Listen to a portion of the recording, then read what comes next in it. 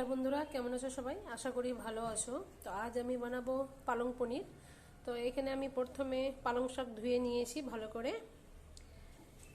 এখানে নিয়েছি পেঁয়াজ, কাঁচা লঙ্কা, এখানে নিয়েছি লবণ, হলুদ গুঁড়ো, শুকনো লঙ্কা গুঁড়ো, ধনে জিরে গুঁড়ো, আর এখানে নিয়েছি পনির।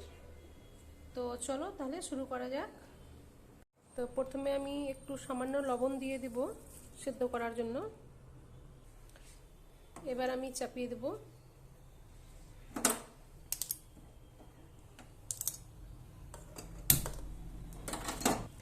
এবার আমি ঢাকনা দিয়ে ঢেকে দেব। আমি কিন্তু বেশি সেদ্ধ করব না, হালকা 2-3 মিনিটের মতন সেদ্ধ করব। তো বন্ধুরা, খুলে দেখে নেব। তো হয়ে গেছে। মাঝখানে আমি একবার নেড়ে দিয়েছিলাম। তো এটা হয়ে গেছে।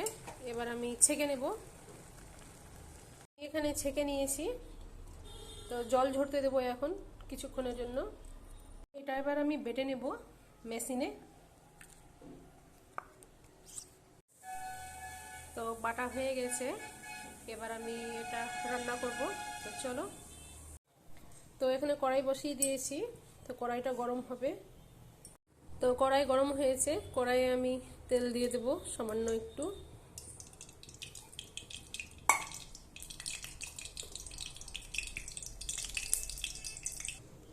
পনিরটা আমি হালকা করে ভেজে নেব।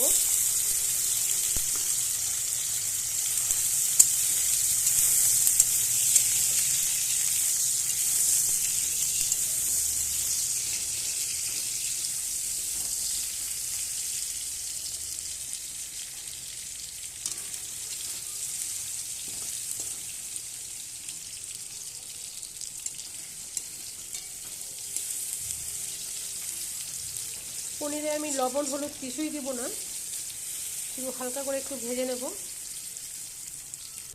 তো ভাজা হয়ে গেছে, আমি তুলে নিয়েছি। আমি আর এখানে তেল ব্যবহার করব না, এই তেলেই হয়ে যাবে। এবার আমি দিয়ে দেবো এখানে পেঁয়াজ।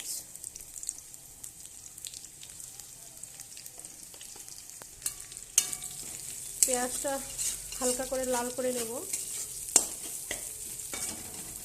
তো পেঁয়াজটা সামান্য লাল হয়ে গেছে।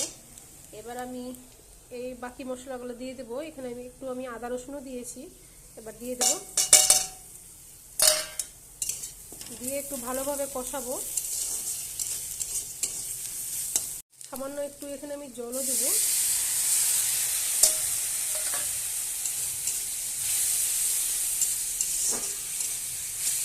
একটু ভালো করে কষিয়ে নিতে হবে, নাহলে মশলার গন্ধ করবে। ভালোভাবে কষানো হয়ে গেছে, তেল ছাড়া ছাড়া হয়ে গেছে। এবার আমি বেটে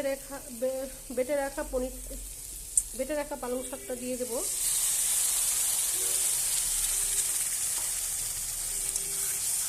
দিয়ে ভালোভাবে কষাবো।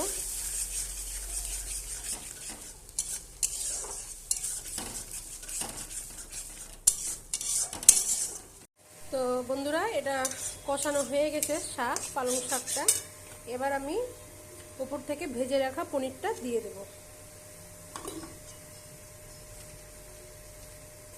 তো ভালোভাবে মিক্সড করে নিয়েছি। দেখো বন্ধুরা, কত সুন্দর লাগছে দেখতে।